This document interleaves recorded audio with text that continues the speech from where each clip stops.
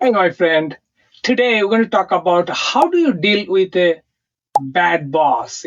That's probably sometimes is a common thing. And boss could be the owner of the company, could be a manager, supervisor. Maybe you have a coach, or maybe you have a mentor, or wherever. Maybe you're in the sports or at the office. You have a supervisor. You really don't like him or her, and you have to deal with that because many times people say leave that job, but what the truth is, you may not be able to leave the job right away because you have a bills to pay and you have responsibilities. And then what happens, you keep on doing the same job, being unhappy. So I was reading the book Multipliers, and this kind of bosses, this kind of managers, they are called diminisher. Means like they go their way, my way or highway. So there are different way, there are seven different way you can deal with the situation. So that's the way you be happy because at least you're dealing with something, you know what you're dealing with, and you'll be more under control, not to just be sad, hey, I have no control, this person is bad to me. So let's discuss about that. But before you take one of these seven steps, what I like you to know is, let's analyze it, that is this really a bad boss or bad manager? Because sometimes we as a human, we want to feel good.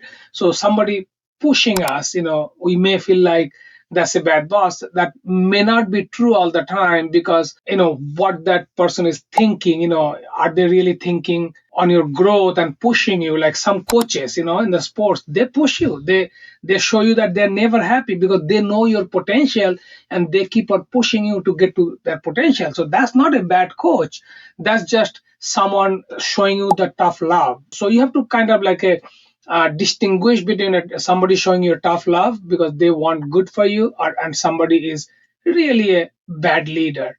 One of the another thing also you need to consider, like, are they respectful to you? Because if they are respectful to you, and they make you understand, look, I have a goal, I have a goal for you, that I want to push you to get to your best level. So that's a different story. Now let's talk about these diminishers, these bad leaders, the manager, supervisor, or the boss you have. How do you deal with them?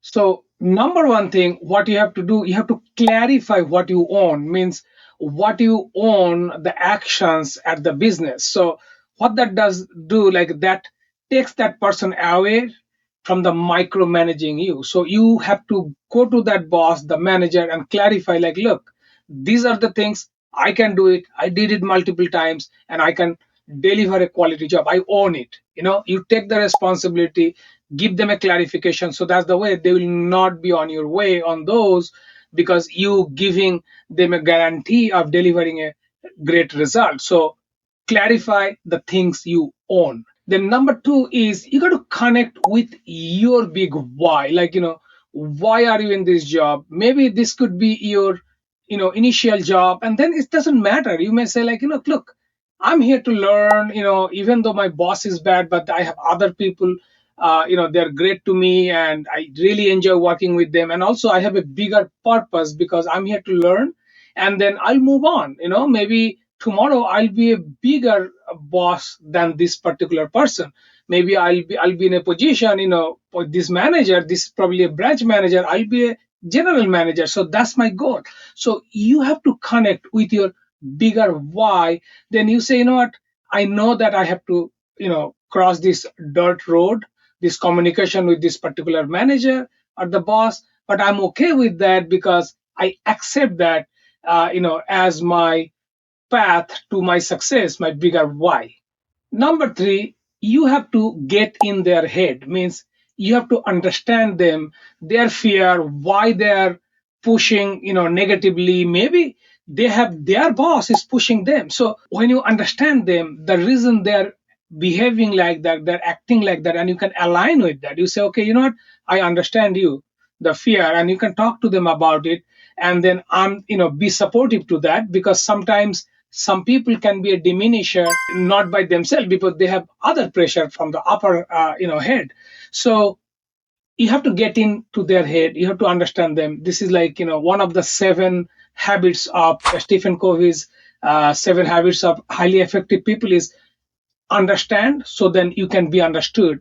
So definitely this falls right here. You have to get in their head, you have to understand them, the fear they're coming from, how this action is coming. You have to understand that. Number four is you have to give them a superstar experience, because once you understand them and then you know that, so then present the ideas that's going to elevate them, because now they will feel like you are not a threat, you are with them positively. Of course, you're not going to, you don't have to accept something negative or something not good for the company, or not for yourself. You don't have to do that, not compromise. But what you're going to do, you're going to make them feel that you're giving them a superstar experience. Then you are aligned, and then you take them, you understand them, then you take them, the better, smarter way. You give them the smarter ideas, what will elevate them also. It's kind of like a feeding their ego, but in a better way for everybody. So that's what will be the next step you can do, that make them feel smarter.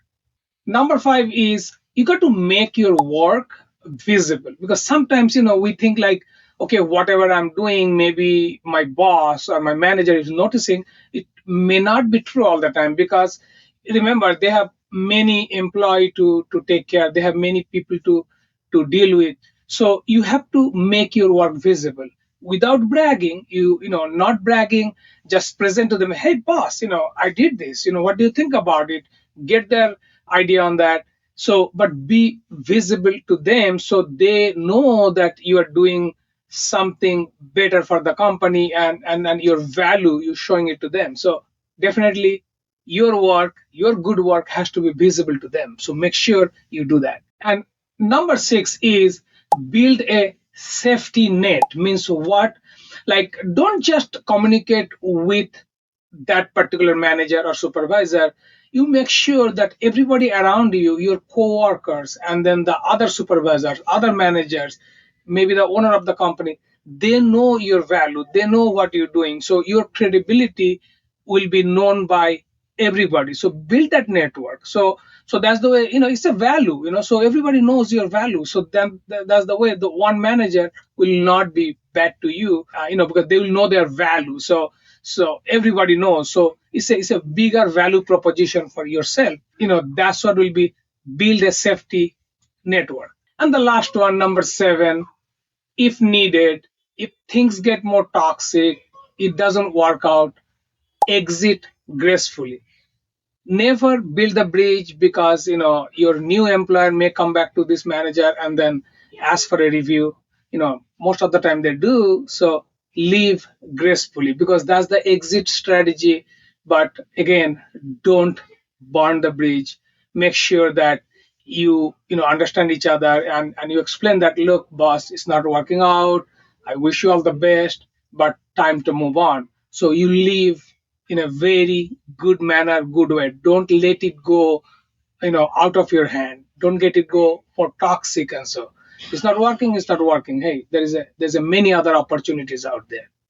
So let me know, what do you think about this seven way to take care of yourself, or treat a bad boss, or the situation at your job. This is a leadership skill for you, because not to blame the boss, because you have to get more skillful to deal with the situation, because everything is a teacher for you. So you can come up with these different way to deal with the situation, learn the skill, and be a better leader. Thanks for watching. Let me know, what do you think, and if you feel like this video will help somebody, please forward, share with them. And I really appreciate it, you are watching. And again, always believe in yourself, because you can and you will. Thank you, and take care.